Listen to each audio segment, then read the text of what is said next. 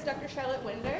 So Charlotte completed her DVM actually here at OBC, and then went out into private practice for a number of years, and then she came back and did her DVSC.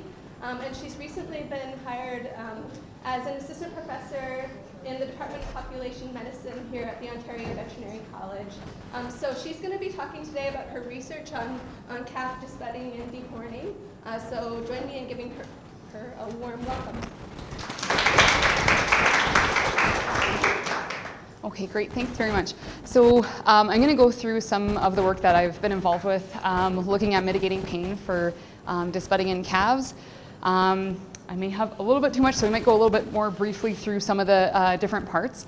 If you guys have questions, there's for sure time for questions at the end, but if you have any questions during the talk, feel free to raise your hand and we can discuss then too. So before I get into everything, I'd like to acknowledge that certainly all this work was not, I was involved with it, but I was certainly not the only person that worked on it. So you can see a huge host of names here. So all the projects that I'm going to present to you today, Todd Duffield is the principal investigator on them and secured all the funding and developed the ideas for those projects. And so I worked on those as part of my graduate work. The other authors on these papers include Ann Godkin, Derek Haley, Stephen LeBlanc, Carrie Lismore, Cynthia Miltenberg, and Jan Sargent. So they're all collaborators. And then a lot of this work, as we go through it, you'll see some of them involve quite a number of other people that helped put it all together. And so there's a whole host of other people that I'd like to thank that really contributed to all of the work. So before we get into all the specifics, I just wanted to go briefly through a very dry diagram, but kind of the basis of the knowledge to action cycle. If you're not familiar with this diagram, it's used, I think, extensively with Health Canada and the Canadian Institute of Health Research. And so it's basically a schematic showing how we create knowledge and then apply it. So the reason why I'm putting this diagram up, and I'm going to talk about it throughout the talk, is these different projects kind of target different areas of this cycle. And so the middle area there is talking about knowledge creation, so identifying a problem and then reviewing and selecting knowledge. So the creation of that knowledge may be primary studies, they may be hypothesis generating studies. At some point we may synthesize this knowledge and then maybe even translate it into an applicable tool. Depending on what we have in terms of the knowledge that we want to then apply, then we have the action cycle, which then takes that knowledge and has a result in terms of application, maybe within industry, for example, for our disbudding information. And so here it may be adapted to a local context. We may assess barriers for knowledge use, select an appropriate intervention, monitor how that intervention is used, and evaluate an outcome. And so we're going to talk a little bit about how these projects apply to that. So why do we care about disbudding at all? I just want to take you through a little bit of some of my favorite pictures. So this is a painting that was commissioned by Hoard's Dairyman. So Hoard's Dairyman is a very popular producer magazine. It's kind of a pretty good, I think it's a pretty good indicator of the zeitgeist of North American dairy production. And they commissioned this painting, I think, about 6 times over the last 50 years. So it's known as the foster mothers of the human race. And it encapsulates all the major dairy cattle breeds. So this is the most recent picture or painting that Bonnie Moore did in 2011. But I wanted to show you the original one that was commissioned in 1957. So we had less breeds, don't have the red and whites there, but you can see there's a difference, right? We have cattle with horns. And so dairy cattle used to have horns, and this is probably what most milking cows looked like in the 50s in North America. They recommissioned the print in 1963 by the same artist, and this is what it looked like then. So likely somewhere in that time period, of course this isn't a very scientific way to assess what practices are happening in the industry, but likely around this time this also reflects a move to more intensive dairy production, larger number of cows on a farm perhaps, and more animals were likely disbudded to improve the safety of both the humans working with them and also to reduce the risk of injury for the cows to each other. And certainly today on the vast majority of dairy farms, both in North America and in kind of more intensive dairy production, it's very, very common for animals to not have horns. So there's a few different ways we can achieve this. The first of which is to not have animals have horns in the first place, so breed to poll genetics. And certainly in the beef industry, this has been going on for many decades and has resulted in a substantial reduction in the number of animals born with horns, so that we don't have to worry about dehorning them. In the dairy industries, we do have the ability to use poll genetics. They do exist for pretty much all of the major breeds, but it's been far less common that we've actually seen this being used in practice, and that's because a lot of the polled animals don't have the same kind of traits that producers are breeding for. So often to breed to a polled animal means you're going to take a hit on productivity measures or perhaps conformation measures. And so as a result, we still have a very small gene pool that is polled. So perhaps in the future, there's certainly some really interesting work going on currently looking at gene editing to incorporate this gene into a plethora of bulls and expand the gene pool that's polled. And certainly I think in the future, having animals that don't have to be disbudded kind of eliminates that problem. So this is likely the future, but I think it's quite a ways away. And so at least for the next few decades, we're going to have calves that have to be disbudded or dehorned. So how do we do this? There's a number of different ways we can remove horns or prevent horns from growing in the first place. The most common way we can do this is using cautery to disbud calves. So this is when we apply heat to the horn bud when calves are about 12 weeks of age or less. After 12 weeks of age, the horn bud starts to turn into a horn, and then we have to remove the horn. But what we're doing with cautery is we're causing a third-degree burn to the tissue, which is going to kill that germinal tissue and prevent a horn from growing. Another way we can disbud calves is to do it chemically. So this is caustic paste. It's used in a smaller percentage of farms. So cautery is used by about 3/4 of farms. Caustic paste will be used for maybe another 10 to 15%. And here we're using a chemical burn. So it's the same idea. We're trying to destroy that germinal tissue, but we're using a chemical burn instead of a thermal burn. And then the last way that's used on a smaller proportion of farms is actual dehorning. So here you can see on the left is an image of an actual horn as opposed to a horn bud, and we're physically or surgically removing that horn. So that's kind of how we can perform these procedures. Why do we care about them? I'm sure everybody in this room probably has an opinion on why we should care about them, and I would think this might be your first reason, is that this animal probably cares about how we do it. So they probably have a pretty vested interest in making these procedures as painless as possible. So certainly we care about it from an individual animal standpoint. But there's other reasons I think too, and so another reason would be from an industry sustainability standpoint. And so certainly there's been a lot of work done at the University of British Columbia looking at industry stakeholder views, views of consumers, and certainly painful procedures rank way up there in terms of things consumers are concerned about. And so in order to have a sustainable industry, it's important that we address these procedures. And then perhaps, I don't know, for me, maybe lastly, that I didn't think about before, but I'm thinking more about now, and I just wanted to bring it up, is the farmer. So I think it's important that we worry about pain control for the farmers too. And so the area of one welfare, perhaps this audience is a little more versed in it than most audiences that I talk to, but I think certainly it's a more kind of emerging area of research. And I think there's a pretty good argument to be made that the well-being of animals on farms do have a relationship with the well-being of our producers.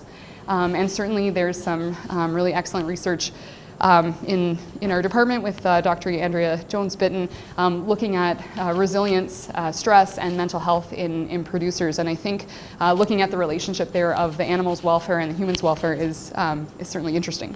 So just a few different perspectives. So as a result of the fact that we care about these procedures on quite a few different levels, there's lots of different things that are happening globally in terms of trying to address these. And so in Canada we have the ProAction program, which has an animal care component that has specific requirements on what producers are supposed to use in terms of pain control. And as these programs evolve globally, and certainly even as they evolve in Canada, I think they're becoming a little more specific in terms of what producers need to do. And so that brings us to the first research question that I was going to talk about, and that's what are best practices? So these programs are quite prescriptive. If we look at differences between programs globally, they do have different requirements in terms of what medications are used, at what age these medications are used, and so we wanted to evaluate what these best practices were. So going back to our knowledge to action cycle, so if we look at our different procedures, we have cautery, surgical amputation, and caustic paste. These procedures likely cause pain in perhaps different ways, and so we wanted to look at them independently. So the first one we wanted to look at was cautery, because it's the most commonly used method. And looking at that, there is quite a large volume of literature looking at pain control for cautery disbudding. And so here, this is why we wanted to do synthesis research in this topic. So we've got lots of randomized controlled trials looking at the effects of an intervention. And so if we can amalgamate the results from those trials into a systematic review and meta-analysis, we could provide kind of the higher level of evidence in terms of efficacy of these products under real-world conditions. So certainly when we do individual trials, we may have differences between those populations. We may have differences just randomly because we're sampling a total population. But we may have other differences too. So there might be sources of contextual heterogeneity between those studies. Maybe one study looked at it in cattle that were 10 or calves that were 10 weeks of age, another was at 6 weeks, and maybe there's a difference there. Maybe one looked at a different sex, maybe one had animals under different housing conditions. So, whenever we do studies, there's all these little differences between them, and we can get a little bit closer to the true effect by doing a meta-analysis and combining them. And there can also be differences in the way the studies were conducted. So the goal with the systematic review is that we can combine these studies and examine ways in which the effect may be different and get a little bit closer to what the true effect is. So that was our first objective. And so the question we asked is, what are the effects of local anesthesia and or systemic analgesia on pain associated with cautery disbudding? So we restricted our examination to calves that were 12 weeks of age or less undergoing cautery disbudding, and we wanted to look at the effects of local anesthetic, an Nsaid analgesic, or a combination of the two compared to any other combination. So there's 6 pairwise comparisons we could do. We also had to restrict on outcome. So of course we can only combine studies that measure the same outcome. We have lots of different outcomes used in pain research, which I think is fantastic, because I think when we look at pain in animals, there's probably not one good measure. Certainly in calves with disbudding, there's many different measures that are used. I mean, they're all at some distance to what the true experience of the calf is. And so I think looking at multiple measures is important, but when we do a systematic review, it also makes it more complicated because we have to do a separate review for every single outcome. So because we didn't have unlimited resources, we restricted it to 3 that we thought were the most common in the literature and also acted as fairly good proxies for pain. And so the first one was serum cortisol. The second was pressure sensitivity, and here this is where we use algometry, but there's other measures that can be used as well to apply pressure to the horn bud, and then the amount of pressure that's used before the calf reacts is recorded. And lastly, we looked at pain behaviors, and so there's a fairly common ethogram used in the literature, and I'm just gonna, if this works, I will take you through a few of them. This is our demonstration calf. I'm just gonna show you a head shake. A head rub, where she can rub her head either on parts of the pen or with her hoof. We also included ear flicking, which I don't have here, foot stamping, as well as tail flicking. And we looked at those all as separate outcomes. So we've got quite a few outcomes here. Okay, so I'm going to take you through our methodology. We have a review protocol which we developed ahead of time and posted online. These are the different databases that we looked at, and we did include gray literature, so the searchable proceedings of animal conferences, and then ProQuest to look at theses and dissertations. We consulted a research librarian to develop our search strings, and that's just when we conducted our search. Basically everything that we did in terms of study screening and data extraction was done in duplicate independently, so 2 people screened studies to see whether or not they met our inclusion criteria, and then they resolved any conflicts, and the same thing with our data extraction. So in terms of being selected, we wanted to make sure they had appropriate PICO terms, so the right population, the right intervention, the right comparator group, and the right outcome, and then we reported the studies that were excluded. In terms of the data that we extracted, we preferentially extracted unadjusted effect measures, and so this was because we felt that they were more easily combined as opposed to adjusted effect measures, which may have been different between studies. We had to define what a similar time point was. So when you think about all the different outcomes we also had those measured at different times. And so we wanted to look at those all independently as well. So we wanted to look at, the impact of the intervention on head shaking at 10 minutes after disbudding, and then the same study may have measured at 30, 40, 50 minutes. But between studies, they may have not been the same. So we had to decide ahead of time what ones we were going to say were the same. And some of these included periods. So for the behavioral measurements, they were going to observe animals over a period of time. And so we had to define that as well. Okay, risk of bias. So in systematic reviews, our plan was to assess risk of bias at the study level by the individual outcome. And we plan to do this using the Cochrane risk of bias tool. And at the review level, we wanted to look for publication bias. So were there perhaps missing studies that we would have expected to have occurred based on the distribution of the effect between studies, but that weren't there. So if we had more than 10 studies for a given outcome at a given point in time, we could have done a funnel plot to assess this. Our meta-analysis we did in R using a random effects model, and we assessed heterogeneity. So again, this is how different the effects between different studies were beyond chance. And we plan to do subgroup analysis. So one way to explore heterogeneity is to look at the effects of the given intervention on a given outcome, but then subgroups. So let's say one population was in Holsteins and one was in Jerseys, and we expected that to be different. We could look at them differently. What we wanted to do was look at studies that use sedation in all groups. Were those different versus no sedation? Okay, so I'll take you through our results. So you probably can't read that, which is fine. So on the right is just the overview of what we found. So we had about 4,300 studies that we included at our title abstract screening, so that's how many we found when we searched the literature. 75 were eligible for full text screening. Of those, we included 21 articles with 23 separate experiments, and you can see there the number for each outcome. The number on the left is the number that we included in the quantitative synthesis, and the other one was in the qualitative synthesis, so they didn't have appropriate data to combine. So I'm not going to take you through 100 different forest plots, but this is an example of what we looked at. So we have an individual forest plot for each comparison, for each outcome, for each point in time. So a lot of information. So I'm going to condense these, but this is just I'm just going to show you where the information is coming from. So here we have each individual pairwise comparison from each study on the left. And then you can see the overall effect is the middle of that line, and then how long the line is, a 95% confidence interval. And the line at 0 is going to be no effect. Towards the negative is going to be a protective effect of treatment, so lower serum cortisol.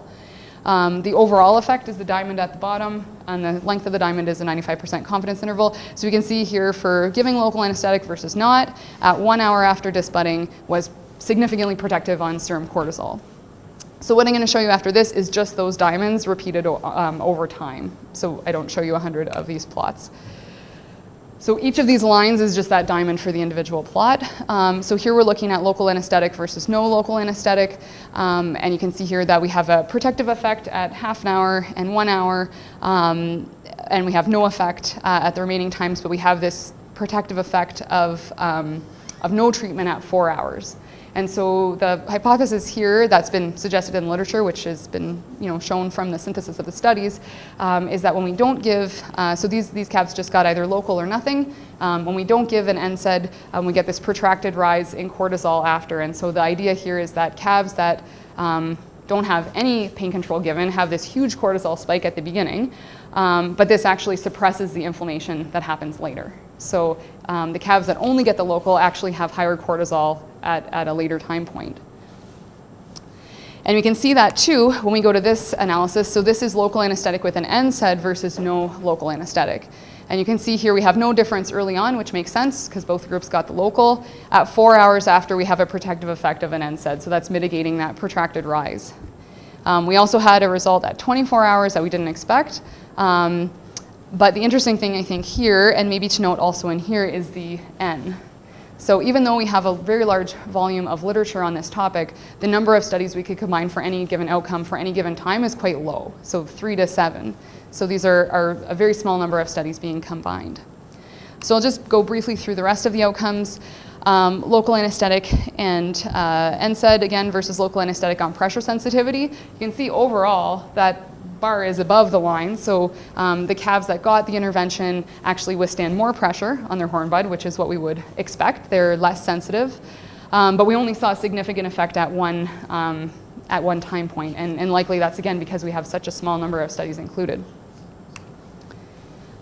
Looking at pain behaviors, we see, again, similar results. So again, we have the same comparison, local anesthetic versus Nsaid versus local anesthetic alone. We have a protective effect at 3 hours and 4 hours, but you can see the confidence interval touches that 0 at the other time points, and again, a small number of studies, and similar protective effect on head shaking behavior. So the other thing I wanted to quickly go through was our risk of bias tool. So we plan to use the Cochrane risk of bias tool, which is used in the human medical literature to assess bias in clinical trials. But unfortunately, we couldn't actually report on it, and it was often because we didn't have enough information. So these are just some items that are asked about in the risk of bias tool. So were animals randomized with an appropriate method? Were outcome assessors blind to the treatment groups? And was there allocation concealment? So you can see here randomization was done in quite a number of studies, but things like allocation concealment weren't done. And I think the interesting thing that we found here was, this is where we reported was it done or not, but the real driver of knowing if it was done or not was actually if the item was reported. So not to make it super confusing, but just to delineate here, like if we go through blinding, 15 studies would have reported that the outcome assessors were blind to the treatment group, but 17 studies reported if blinding was used. So there were 2 studies that reported that the outcome assessors weren't blind, which then means the remaining number of studies didn't report anything. So maybe those ones did use blinding, but just didn't report it. And the same for the other items. So the issue here was that it was very difficult to assess risk of bias, not because these studies were necessarily at a high risk of bias, but that we just didn't have the information to assess it. So overall from this, we found that there was evidence of a benefit of local anesthetic and Nsaid at some time points for all the outcomes. So we did see protective effects. But it was very difficult for us to evaluate what the actual nature of this effect was because there were such few studies that we could actually combine. There was a lot of heterogeneity in all the analyses, so I didn't discuss this, but this means there were a lot of differences between studies, and we weren't able to explore it because we would have needed more studies included. Again, we had studies that were missing data, so sometimes data was only available in graph form.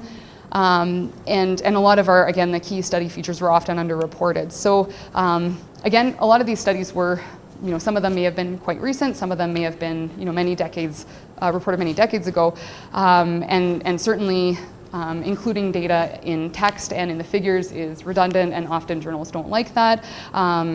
Today we have perhaps more ability to include supplemental material in a lot of journals, which is helpful. But consideration of having data available, even if some results aren't significant, but putting all the data in is definitely helpful from a synthesis standpoint, as well as consideration of reporting guidelines. Okay, so I'm just going to briefly go through one other piece here. Oops. So we'll go back to.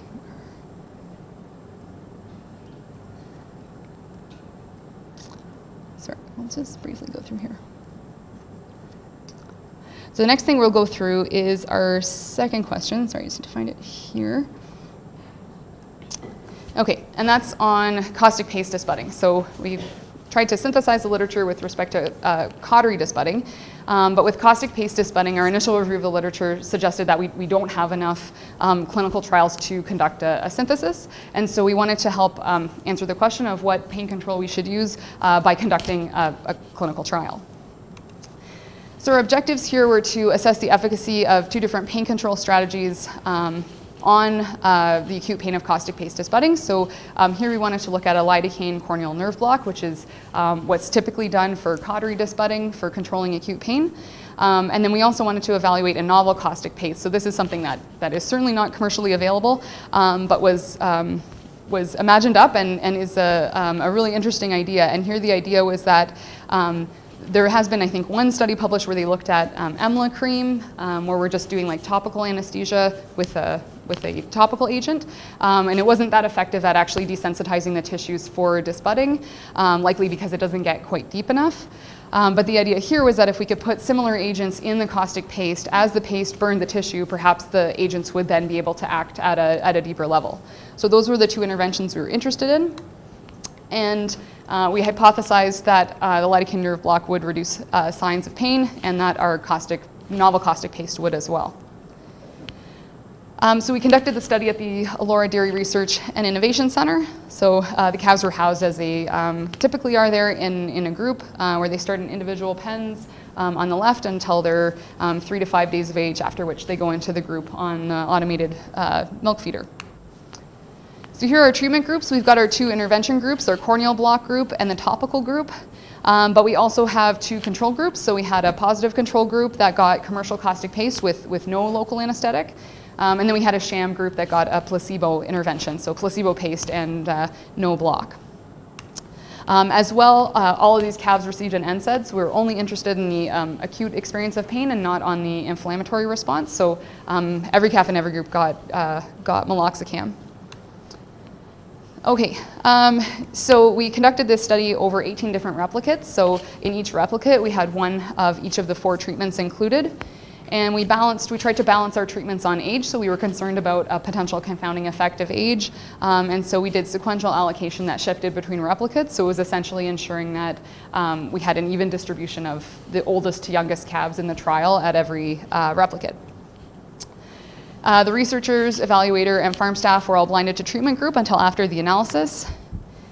And then we had a number of different outcomes. So the primary outcomes that we based our sample size on were pain behaviors that I showed you before, and pressure sensitivity, and that we used algometry for. And then our secondary outcomes included heart and respiratory rates, latency to approach the evaluator, feed consumption and feeding behavior, standing and laying bouts, and play behavior. So, we already saw our calf do her demonstration of these are of the pain behavior, so I won't go through that. This is the algometer that we used, a calf with a hobo on it, measuring standing and laying. And this is our play behavior. So our play behavior we used, this has been used less frequently in the disbudding literature, but we used an ethogram used by the research group in New Zealand that published a paper on this, where they used bucking, running, and head-to-head contact. So it's just an example of a buck and a run there. Okay, so we'll take you through how we ran the study on an individual day. So an hour ahead of disbudding, we moved calves from their group into individual pens, and then they went back into the group pen at 180 minutes after disbudding.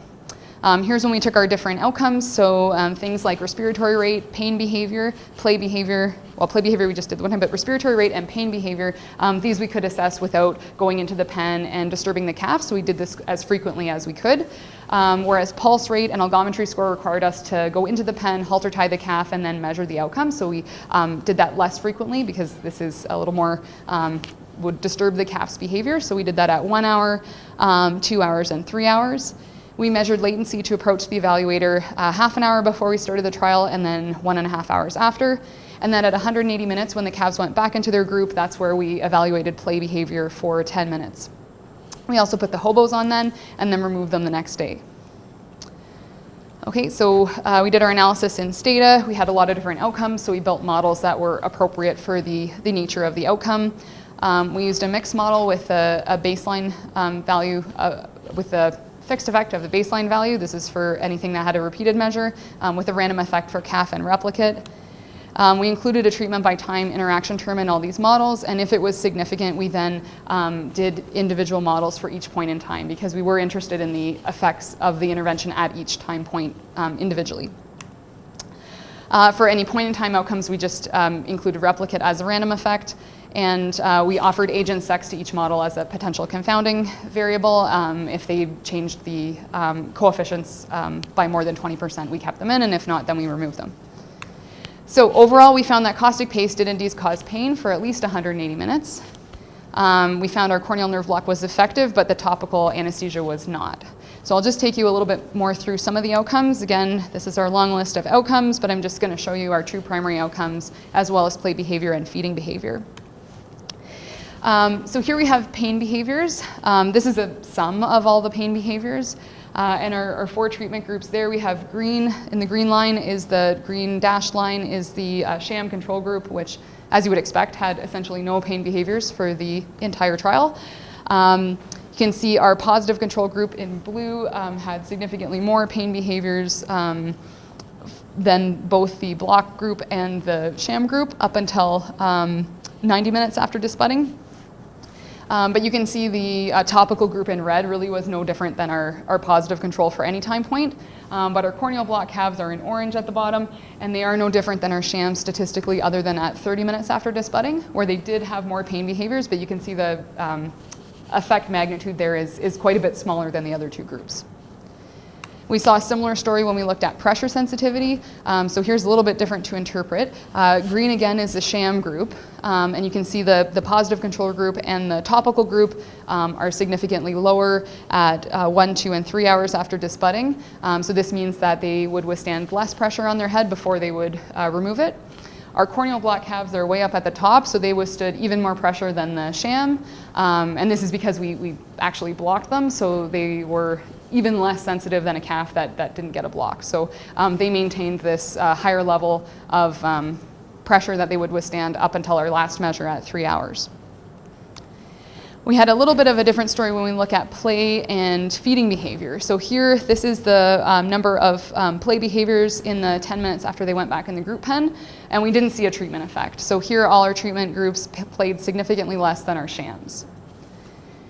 And somewhat similarly, when we looked at drinking, so we had no differences in the amount that these calves consumed, but we did see a difference in latency to drink from the feeder. So again, when they were out in their individual pens for the 3 hours of the trial, they couldn't drink. So when they went back, we looked at how long it took them to approach the feeder and drink, and the sham groups tended to drink sooner.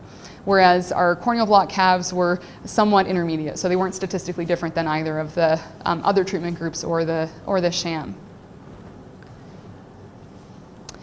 So yes, overall we found that caustic paste was indeed painful when no anesthetic was provided. We found that the corneal nerve block was effective, and one thing, sorry, I forgot to mention in our introduction was there's much less literature on caustic paste, which is why we decided to do this trial. But the other interesting thing is that there is a bit of a disagreement in the literature in terms of the effect of pain mitigation. So of the few studies that have been conducted, one of them actually reported that pain control was counterindicated. So calves that didn't get pain control actually had less pain behaviors than those that did. In that study, the block was applied as a ring block, so a little bit of a difference in technique. So when the corneal nerve block is applied, it's applied at one point on the calf's head, so one injection. That's quite a ways away from the horn bud, so it's at a site kind of directly behind the eye. And the idea there is that you block the nerve before it branches and innervates the whole horn bud. Another way to block is a ring block. So there you would do an injection all the way around the horn blood, so multiple injection sites. And that's less commonly done. I think it's, from a practical standpoint, I think it's a little bit more difficult to do. And that was actually what was done in that one study that found that it was kind of contraindicated and that those calves had more pain behaviors. So again, we think that this might be a reason for differences between studies. And again, this is another reason why replication is important, and that we can perhaps synthesize a larger body of literature to really understand that, yes, maybe that difference was why we had a different effect, or maybe it's not. There could have been, you could probably list 10 other things that are different between their study and ours, but one potential there. Topical anesthesia, so we didn't see any benefits of the topical anesthesia that we tested, but we think that this still warrants further exploration, because one of the reasons perhaps why people don't use anesthetic is because it is another step, it's another technique that they have to learn and have time to do, and if the anesthesia was inherent in the method itself, it would be quite helpful, so perhaps further exploration is warranted. Some limitations on this study, the mean age of calves in our study. So our study was a little bit limited by the size of our dairy. We needed to have 4 calves to do the trial on at any one point in time. And so the average age in our study was about 2.5 weeks. This is similar to what's been reported both in Canada and the US in terms of average age that calves are given caustic paste. That being said, in terms of how caustic paste is perhaps increasing in use, there is some kind of anecdotal evidence in the US that caustic paste is being used more so on really large farms, and they're using this right at birth. So it's part of their neonatal calf or newborn calf management, so they'd feed colostrum, ear tag it, do all their kind of immediate management practices, and apply caustic paste. So then their disbudding is done, they don't have to worry about it later. And so often, at least I found talking to producers, is that there's a perception out there that younger calves don't experience pain in the same way that older calves do. And certainly I think this is very anecdotal, but it's a reason why producers may not want to use pain control at a young age. And so although our trial had a range of age in it, we didn't necessarily answer the question of, does this benefit very young calves? We did look at the effects of age in those models to see if it indeed was a confounder, and it wasn't significant, and it didn't change the coefficients in any of our models, so we didn't see that. But again, we didn't design our trial to look at age. So that brings us a bit into future directions. So Cassandra Reedman is a master's student with Todd Duffield and myself, who just started her work this spring. And she conducted a study done this summer, which hopefully will answer that question. So it was looking at the effects of local anesthetic, Nsaid analgesic, or a combination of both in very young calves disbudded with paste. So if we see the same effects, this will give a little more credence to the fact that all calves could benefit from pain control, or perhaps if there is a mitigating effect of age on our outcomes, then perhaps we'll see that there. So this is kind of in analysis, so stay tuned for Cassie's work coming out next year. The next thing I wanted to talk about too, briefly, was the effect of sedation. So certainly, before I talked about what requirements producers have, sedation is recommended in the code of practice, and certainly in other jurisdictions in the world it's suggested as well. But when we looked at the literature, there really aren't any clinical trials that actually evaluate the effects of sedation. So it's kind of an assumption that calves that are sedated are going to experience less stress during disbudding. And so one of Cassie's projects is going to be to evaluate the effects of sedation when we give calves local anesthetic and Nsaid analgesic, and try to understand the impact of that and whether that's beneficial to calves. So I think it's a good time to wrap up. There's some other work that we did as well that looks a little more at the action cycle in terms of assessing what practices producers are doing, and looking at the impact of knowledge transfer to actually change behavior on farm. So certainly those of you in the seminar course, we can discuss this after as well, or if you have questions now, we can talk about it too. So thanks very much.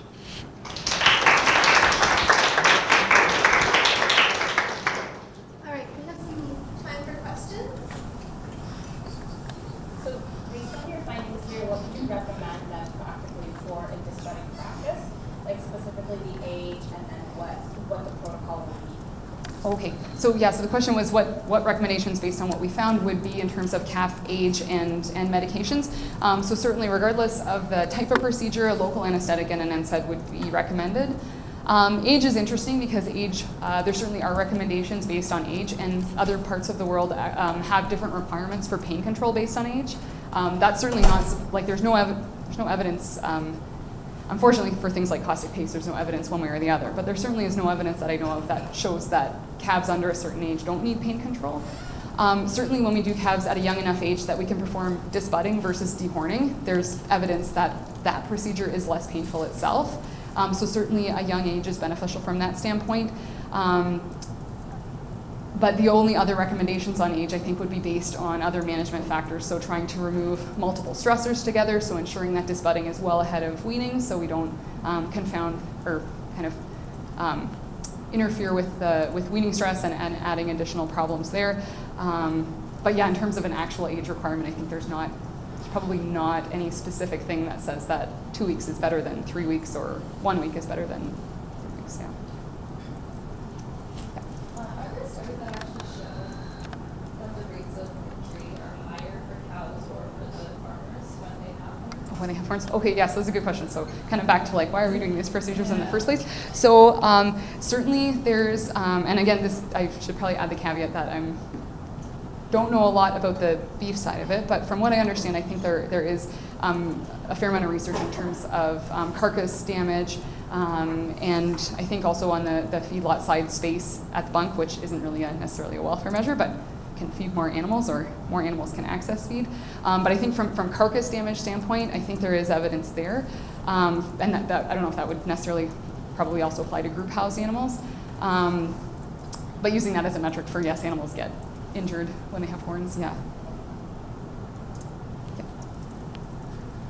Oh, yep. In your literature search, you went from over 4,000 methods to 7, and I bet you knew all of those 7 studies already. So although I love the objectivity of your method, I was thinking, yikes, I really need to know how to do that. You were then looking through 4,000 abstracts to find 7 papers that you probably knew already. So how do you avoid all that work? Okay, that's a good question too. There was stuff that showed up that I didn't know about ahead of time. Yeah, so, and in fact there were some that I was actually like really surprised by. There was one that looked at, I think like, I don't know the actual name for it, but like rubbing alcohol essentially as an anesthetic agent. And that one, on my initial literature search before I did a systematic review, I did not find that paper. So yeah, it might depend maybe on the area. It is a lot to go through, and certainly the goal with that is that you maximize your sensitivity, so you end up having quite a bit. I mean, you can change things that way, so you may not have to screen as many, but I definitely found articles that I had not considered originally. And I think the other thing too is maybe useful is and I didn't go through this, but the reasons why ones may have made it to the full text but not to the final inclusion. And so, the lack of things that are the same, or to identify ones that maybe had different outcomes or things that weren't assessed other places. I think that might be useful too to know what we couldn't include. Oh, yep. In your literature search, did you come across anything on clove oil injection and what your thoughts on that? Okay, yeah, so question on the clove oil injections, and yeah, so we didn't include that as a method of disbudding, but certainly I think that there's certainly more of those quite recently. So that would be an interesting area to look at as well, because yeah, and I didn't mention it here, so certainly I think in calves and in our survey work, so there's been surveys done in Ontario as well as with the National Dairy Study looking at methods. I don't think we've seen it being reported in calves, but certainly in small ruminants it's more, not that I don't want to say that it's a commonly used method, but compared to cattle, it's a much more commonly used method, and there's more investigations, and I think more recently there have been studies of that in cattle too, so yeah. Can I just jump in? Yep. Can you clarify, like, how would you use Oh, sorry, yeah, so again, I should add a caveat that I'm certainly not expert in clove oil disbudding, but the idea there is that, again, I mean, with any method of disbudding, we're trying to kill germinal tissue, so it has to be, I don't know what the right word is, but it has to be detrimental to the tissue. So clove oil, it's an injection of actual clove oil. I don't know what the specific scientific name of it is, but it's used, I think it's been used in like dentistry as a topical anesthetic agent. And so I think as a result of that, the hypothesis is that if you inject it, you can damage the germinal tissue, but also it provides some amount of pain control itself. From what I've looked at in the literature, it's a fairly new method. There aren't a lot of trials. Efficacy is a big issue with it. So perhaps it's because the method hasn't been proper, where there hasn't been enough time that people have figured out how exactly to do it. So there's a lot of regrowth in some of the trials. As well, there's potential complications. So I know some of the work, animals have had meningitis, although I think, again, that might be as a result of the fact that this work is done in small ruminants, and they're quite a bit different than calves. They have a higher risk of complications, so there's also a higher risk of complications with cautery or caustic paste in goats or goat kids as well. But, yeah. Oh, yeah. In the Dairy Farmers of Canada cooperative are pain mitigation procedures mandated now? Yeah, so I think the requirement is that pain control is used, but I believe the requirement is that it's that specific that it says pain control must be used. And so I think it's up to the interpretation of the evaluator what that is. So it doesn't tell you what you have to use, it just tells you have to use something. And is there any way this data is going to be knowledgeable as to what's happening with elevations as compared to your 2015 literature? Oh, okay, yeah, that I'm not sure of if that's actually captured on the farm visits, what people are using, although that would be an interesting thing to look at. I mean, certainly if people hopefully I think more and more people are doing their SOPs online, so that information potentially could be looked at, yeah. Yep. I can understand why drug companies might not want this approach, but as scientists and veterinarians, shouldn't we all get behind the idea of gene editing to just do away with what method, how much drug, this drug, that drug, how to inject? What are your thoughts on that? Oh, yeah, so the question's on gene editing, and yeah, I think, I don't, in my opinion at least, yeah, like I agree that if we could eliminate the need for disbudding in a way that had no other detrimental effects, I think that would be great. I think there certainly is a need to pursue research into disbudding. I mean, I'm maybe a little bit biased, but certainly even on the gene editing side, so there are certainly large reproduction companies are actively working in that area, but I think that's going to take a fair amount of time before it's commercially available and included in the population. And I think in the meantime, there's going to be more and more scrutiny of these practices on farms. So I think it's important that we still address them, even though we may know that eventually they're going to be eliminated. But I think we're at least like a couple decades, unless we have major regulatory changes, perhaps. I don't know. Again, related to that question with the full genetics. So, like, how much of it, like, in terms of people's reluctance to incorporate those full genetics, how much of it is superstition versus has anybody actually looked at when it's introduced how much it influences conservation and productivity? Oh, okay. So certainly, like so I guess there's two issues with including polled genetics. So the first is most, I think the main part is cost.